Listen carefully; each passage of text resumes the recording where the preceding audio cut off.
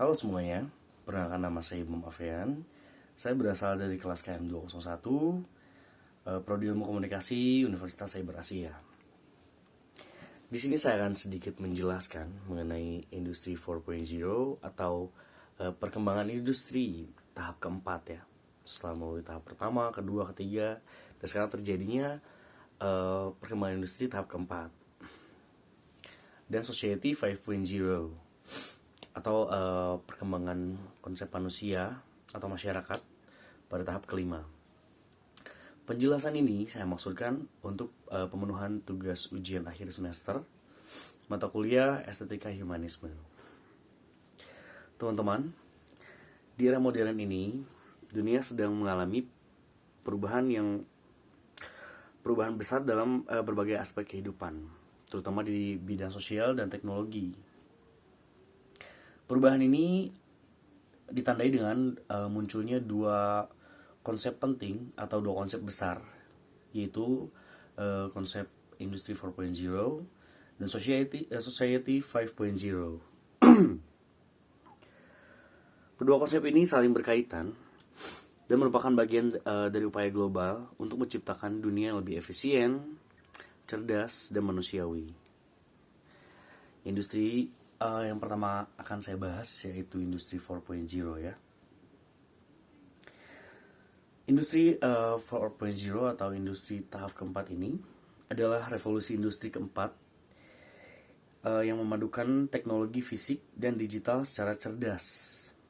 Istilah ini pertama kali diperkenalkan oleh pemerintahan Jerman pada tahun 2011 dalam proyek strategis untuk meningkatkan daya saing industri melalui digitalisasi total sistem produksi. Revolusi ini melanjutkan fase sebelumnya, yaitu fase 1 atau industri 1.0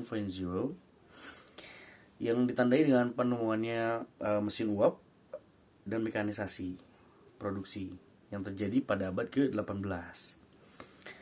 Lalu masuk ke industri tahap kedua, yaitu perkembangan teknologi yang ditandai dengan adanya produksi massal dan listrik yang terjadi di akhir abad ke-19. Lalu masuk ke industri 3.0 atau perkembangan industri tahap ketiga yang terjadi pada akhir abad ke-20 dan ditandai dengan otomatisasi dan teknologi komputer. Dan masuklah pada teknologi industri ke tahap keempat ini. Industri tahap keempat ini lebih menekankan pada penggunaan teknologi digital secara menyeluruh dalam dunia industri dan manufaktur. Dalam konsep ini, teknologi seperti IoT atau Internet of Things, Artificial Intelligence atau AI, Big Data, Cloud Computing, dan robotika digunakan untuk menciptakan sistem produksi yang otomatis, efisien, dan saling terkoneksi. Mesin-mesin modern kini dapat saling berkomunikasi melalui jaringan internet, melakukan analisa data, dan menyesuaikan proses produksi secara real time. Industri 4.0 ini bertujuan untuk menciptakan pabrik cerdas atau smart factory, di mana semua sistem produksi terintegrasi dan mampu merespons permintaan pasar dengan cepat tanpa campur tangan manusia secara langsung. Hal ini tentunya memberikan banyak manfaat, seperti peningkatan efisien, penghematan biaya, serta pengurangan kesalahan produksi. Namun tantangan yang dihadapi juga tidak sedikit. Penerapan industri 4.0 ini juga menghadapi banyak tantangan, yaitu seperti ketimpangan digital antara perusahaan besar dan kecil, ancaman terhadap keamanan data, serta risiko berkurangnya lapangan pekerjaan akibat otomatisasi. Namun demikian, jika dikelola dengan bijak, industri 4.0 ini mampu membawa perubahan besar bagi dunia industri, mendorong inovasi dan meningkatkan daya saing global. Namun dampak yang mungkin sudah mulai terjadi atau sudah mulai kita rasakan, yaitu dalam hal pengurangan lapangan kerja mungkin ya, karena banyak sudah tidak sedikit ya lapangan pekerjaan yang digantikan oleh kecerdasan buatan manusia ini ya, seperti robotika. Banyak industri-industri besar yang sudah mulai menggunakan robot gitu ya, sudah mulai menggunakan robot sebagai pengganti manusia untuk pengurangan ya, untuk penghematan biaya dan lebih efisien juga sih ya sebenarnya. Tapi yang terjadi yaitu dampak negatif gitu kan. Untuk dampak positifnya tentu aja pekerjaan industri lebih efisien, terus lebih terkelola juga, berkurangnya produksi gagal ya.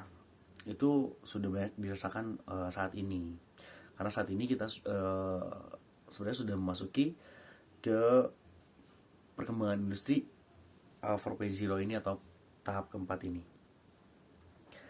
Secara keseluruhan, industri 4.0 ini bukan hanya soal teknologi, tapi juga tentang bagaimana manusia memanfaatkan teknologi untuk menciptakan proses kerja yang lebih cerdas, produktif, dan adaptif terhadap perubahan zaman. Mungkin tidak semua dampak negatif yang kita rasakan juga, seperti dampak positif yang tadi saya sebutkan mungkin ya, atau kemudahan dalam berkomunikasi juga nih ya. Dalam berkomunikasi kita sudah lebih dipermudah dengan teknologi, dengan internet ya, walaupun terhalang oleh jarak, terhalang oleh waktu, itu sudah tidak menjadi penghalang lagi untuk tetap berkomunikasi, karena dengan internet atau dengan teknologi canggih yang saat ini sudah terjadi, itu sudah mulai dirasakan ya. Tapi mungkin menurut saya ada beberapa dampak negatif dari kemajuan teknologi internet ini juga nih ya. Contohnya mungkin banyak orang-orang yang sudah mulai sudah mulai lebih ke asik sendiri nih ya, lebih fokus kepada teknologinya masing-masing, seperti mungkin sedang kumpul-kumpul sudah mulai lebih aktif di handphonenya masing-masing, lebih aktif mencari berita atau konten-konten ya seperti itulah ya. Itu sudah mulai banyak dirasakan untuk saat ini. Lalu itulah industri sedikit penjelasan mengenai industri 4.0 ya. Lalu apa sih yang disebut dengan society atau society 5.0 atau perubahan konsep manusia yang sudah terjadi pada tahap kelima ini gitu ya. Society 5.0 adalah konsep masyarakat masa depan yang pertama kali diperkenalkan oleh pemerintahan Jepang sebagai respons terhadap dampak dari revolusi industri 4.0 yang tadi. Konsep ini berfokus pada bagaimana teknologi canggih seperti AI, IoT, Big Data, robotika, dan sistem digital lainnya itu dapat digunakan secara optimal untuk meningkatkan kualitas hidup manusia secara keseluruhan. Society 5.0 tidak hanya mengedepankan kemajuan teknologi, tetapi juga menempatkan manusia sebagai pusat dari segala perubahan dan inovasi. Evolusi masyarakat atau evolusi manusia ini sudah terjadi 4 kali sebelumnya, yaitu Society 1.0 atau perubahan konsep manusia pada tahap pertama. Itu ditandai dengan manusia yang mungkin kehidupannya tuh hanya digunakan hanya untuk berburu dan meramu, dan kehidupannya pun masih nomaden pada saat Society 1.0 ini. Lalu dilanjutkan ke Society 2.0 atau proses perubahan konsep manusia pada tahap kedua, yang ditandai dengan adanya masyarakat pertanian atau agrikultur. Lalu masuk ke Society 3.0, yaitu masyarakat industri. Lalu masuk ke Society 4.0, itu tahap keempat, yaitu masyarakat yang informasi atau terjadi di era digital dan internet, tetapi belum semaju atau signifikan pada tahap kelima ini, yang dimana masyarakat lebih cerdas, masyarakat cerdas yang berpusat pada manusia, yang memadukan pada kemajuan teknologi dan nilai kemanusiaan.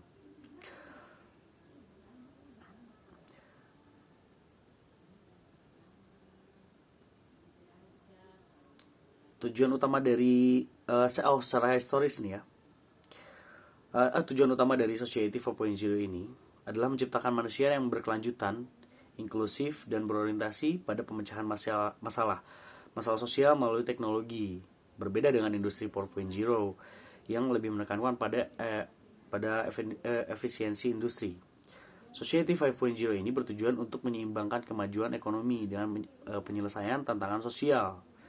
Dalam Society 5.0, teknologi tidak hanya digunakan untuk meningkatkan produktivitas, tetapi juga untuk membantu lansia, memfasilitasi pendidikan yang merata, meningkatkan layanan kesehatan, melindungi lingkungan, dan menciptakan sistem transportasi yang aman dan efisien.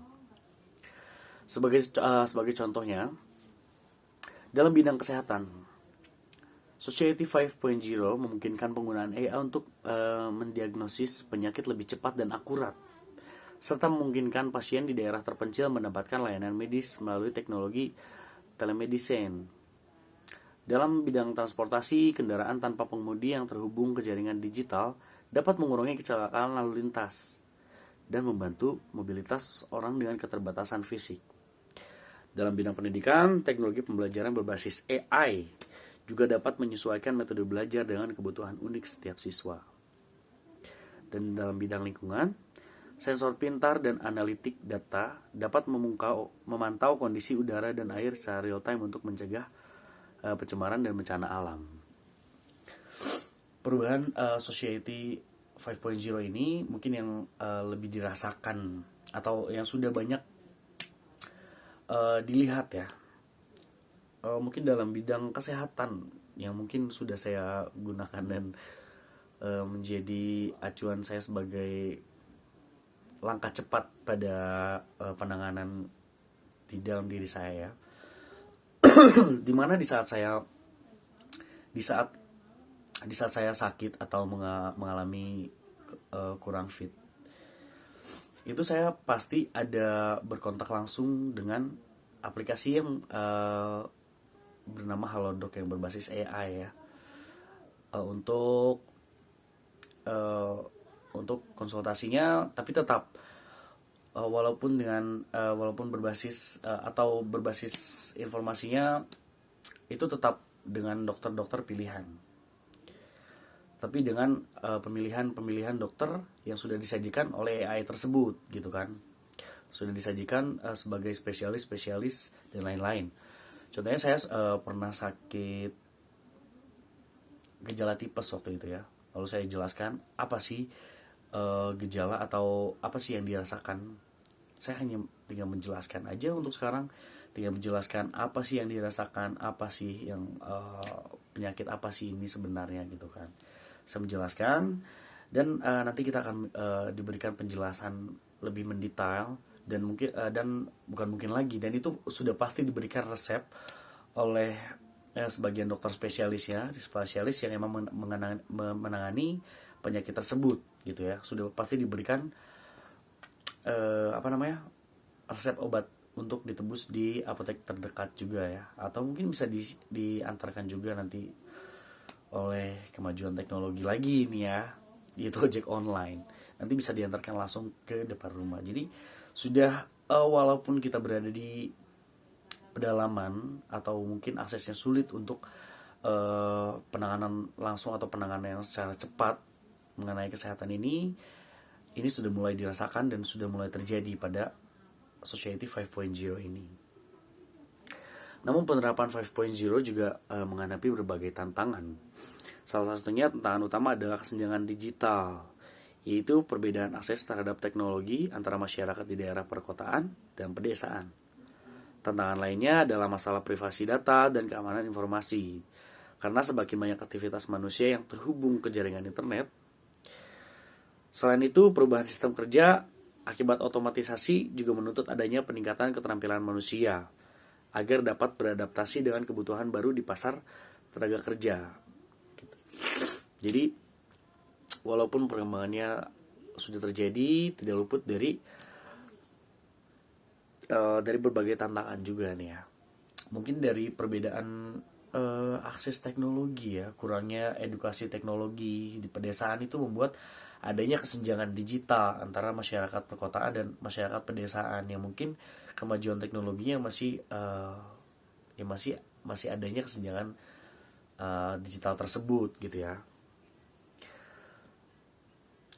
Meskipun begitu, Society 5.0 tetap memberikan harapan besar dengan memanfaatkan teknologi untuk kepentingan bersama. Masyarakat dapat hidup lebih sehat, aman, dan sejahtera. Di dalam Society 5.0 ini, manusia bukan digantikan oleh teknologi, tapi justru didukung oleh teknologi untuk mencapai kehidupan yang lebih baik gitu. Tetapi walaupun berbeda konsep ya, jadi walaupun dalam kekurangan industri 4.0 itu dampak negatifnya ya mungkin yang tadi ya, pengurangannya lapangan kerja, atau mungkin banyak kerjaan manusia yang sudah digantikan dengan teknologi yang mulai canggih, yang mulai berkembang secara pesat gitu. Tetapi dalam Society 5.0 ini justru kebalikannya gitu. Jadi manusia tuh bukan ditekan sebagai objek utamanya, tetapi manusia itu yang didukung penuh ya, yang didukung oleh perubahan industri 4.0 itu gitu ya, untuk kehidupan yang lebih efisien, yang lebih baik, yang lebih sejahtera juga ya. Karena manusia lebih dimudahkan dengan adanya perkembangan industri tahap keempat itu. Tetapi menurut saya dengan adanya pemberitahuan atau pembelajaran teknologi ya, lebih ditekankan secara merata. Adanya edukasi digital atau edukasi teknologi kepada masyarakat pedesaan juga, yang diharapkan perkembangan sosial ini itu dapat dirasakan juga oleh masyarakat pedesaan. Begitu. Industri 4.0 dan Society 5.0 adalah dua konsep besar yang mempresentasikan arah masa depan dunia menghadapi perkembangan teknologi yang pesat. Industri 4.0 berfokus pada transformasi proses industri melalui teknologi-teknologi canggih lainnya. Sementara Society 5.0 hadir sebagai bentuk penyempurnaan dan perluasan dari dampak industri 4.0 tersebut, dan menempatkan manusia sebagai pusat utama dari inovasi teknologi. Dengan demikian, dapat kita simpulkan bahwa Industri 4.0 dan Society 5.0 ini bukanlah dua konsep yang saling bertolak belakang, atau bukanlah konsep yang berdiri sendiri, melainkan saling melengkapi. Industri 4.0 ini menyediakan fondasi teknologinya, sementara Society 5.0 memberikan arah etis dan sosial bagi penggunaannya. Masa depan yang ideal bukan hanya tentang seberapa maju teknologinya, tetapi juga tentang bagaimana teknologi itu digunakan untuk membangun dunia yang lebih manusiawi.